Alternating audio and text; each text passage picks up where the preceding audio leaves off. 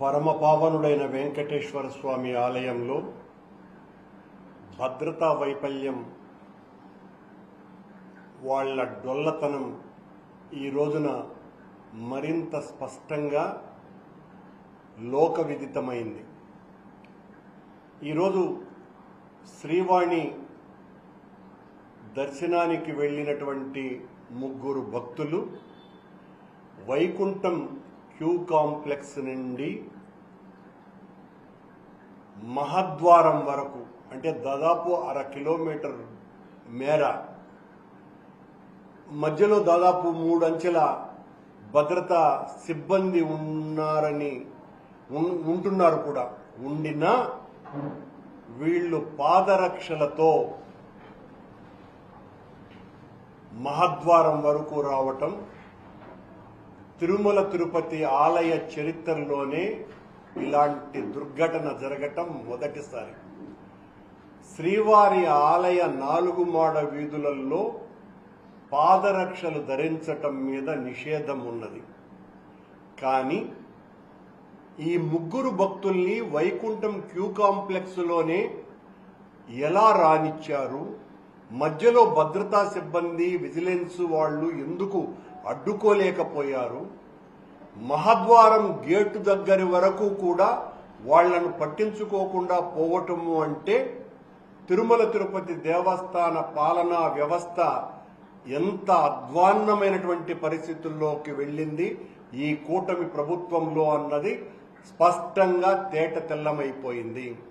దీని మీద టీటీడీ అధికారులు చాలా చక్కటి వివరణలు కూడా ఇవ్వచ్చు. అవి పాదరక్షలు కావు, చెవులో వేసుకునేటువంటి రింగులనొచ్చు, లేదా మొలగట్టుకునేటువంటి వడ్డాణాలని కూడా చెప్పవచ్చు, లేకపోతే ఆ పాదరక్షలు కావనే చెప్పవచ్చు, పాదాలకు రక్షకులుగా వాడుకున్నారని చెప్పవచ్చు. ఇలా ఏ రకమైనటువంటి బుకాయింపులైనా ఆడవచ్చు. కానీ ఏ రకమైనటువంటి బుకాయింపులు ఆడినా పాదాలకు రక్షణగా ఉండేటువంటి పాదరక్షలని ఎట్టి పరిస్థితుల్లోనూ కూడా వైకుంఠం క్యూ కాంప్లెక్స్ ముందు నుంచి అనుమతి లేదు అన్నది తేట తెల్లమైనటువంటి విషయము. దీనికి నేను ఇప్పుడే ఎవరో టీటీడీ అధికారులు చెప్పినట్టుగా మేజోళ్లకు పర్మిషన్ ఉంది అని వాళ్ళు ప్రకటించినారని నాకెవరో చెప్పినారు. మేజోళ్లకు పర్మిషన్ ఉంది అన్నది ఏ బోర్డులో నిర్ణయించినారో ఆ బోర్డు తీర్మానాన్ని బయటికి తీయాలి. ఏ ఆగమ సలహా మండలి నిర్ణయించిందో, ఏ ఆగమ సలహా మండలి సలహా ఇచ్చిందో ఆ ఆగమ సలహా మండలి యొక్క తీర్పును కూడా చెప్పాల్సినటువంటి బాధ్యత టీటీడీ అధికారుల మీద ఉంది. మేము కొండ మీద జరుగుతున్నటువంటి అపచారాలను గురించి మాట్లాడితే దాని మీద వితండకరమైనటువంటి వాదనలు, వివరణలు ఇచ్చి సరిపుచ్చుకోవాలంటే కుదరదు. నిరంతరం ఈ కూటమి పాలన ప్రారంభమైనప్పటి నుంచి చంద్రబాబు నాయుడు గారు కొండనంతా కూడా ప్రక్షాళన చేస్తున్నాను అని చెప్పినప్పటి నుంచే ఈ రకమైనటువంటి సంఘటనలన్నీ కూడా వరుస చైన్ లాగా జరుగుతున్నాయి.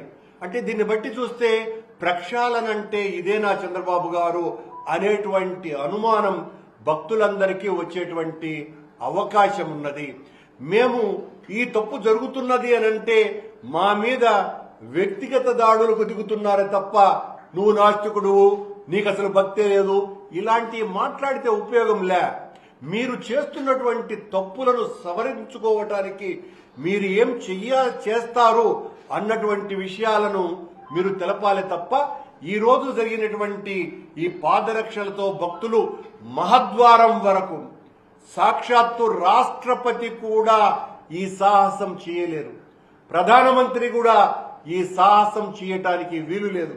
అలాంటిది ముగ్గురు భక్తులు వైకుంఠం క్యూ కాంప్లెక్స్ నుంచి మహద్వారం వరకు పాదరక్షలతో వచ్చారు అంటే ఈ అధికారుల నిర్లక్ష్యం, ఈ కూటమి యొక్క పాలన పరిస్థితి ఏ దుస్థితిలో ఉన్నది అనటానికి ఇది స్పష్టమైనటువంటి రుజువు.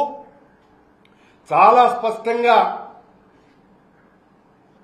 భద్రతా వ్యవస్థ యొక్క డొల్లతనం ఏంది అన్నది స్పష్టంగా తెలిసిపోతున్నది.